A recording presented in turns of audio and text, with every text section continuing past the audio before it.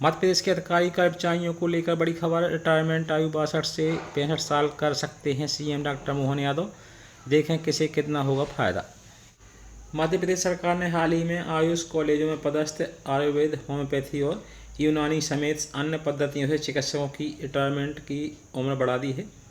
अब तक आयुष डॉक्टरों के सेवानिवृत्त की आयु 62 वर्ष थी, जिसे अब 65 वर्ष कर दिया गया है। इसके बाद से ही प्रदेश में सरकारी अधिकारी कर्मचारियों के रिटायरमेंट की समय सीमा बढ़ाने को लेकर भी चर्चा शुरू हो गई है। संभावना जताई जा रही है कि राज्य सरकार जल्द ही सरकारी कर्मचारियों के रिटायरमेंट की आयु सीमा बढ़ा सकती है। रिटायरमेंट की उम्र बढ़ाने से इन कर्मचारियों को फायदा।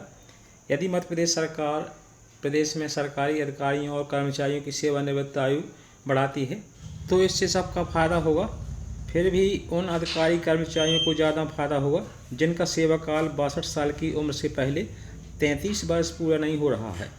दरअसल राज्य सरकार 33 साल का सेवाकाल पूरा करने वाले अधिकारी कर्मचारियों को ही वेतन के 50% की पेंशन की पात्र मानती है।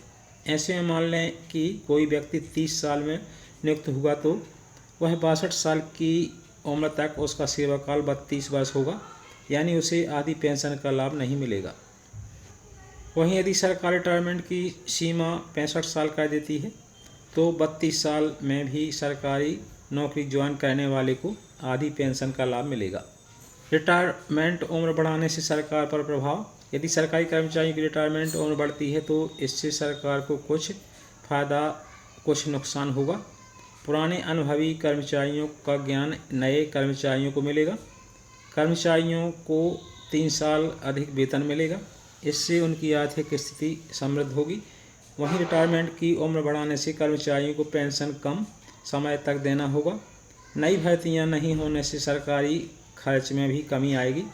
साथ ही अनुभवी कर्मचारियों के कौशल का बेहतर उपयोग होगा। जूनियर कर्मचारियों को होने जा रहा है नुकसान। सरकारी कर्मचारियों की सेवानिवृत्त उम्र बढ़ने से जूनियर कर्मचारियों पर प्रतिकूल असर पड़ेगा। उन्हें प्रमोशन में देरी होगी। वहीं कर्मचारी यदि 62 साल के बाद भी काम करता है तो उनके कार्य क्षमता में भी कमी आएगी। नए कर्मचारियों की नियुक्ति नहीं होने से नए विचारों का अभाव हो सकता है। इससे सरकार नई नियुक्तियां भी नहीं करेगी, जिससे लोगों को लंबे समय तक नौकरियां नहीं मिलेगी।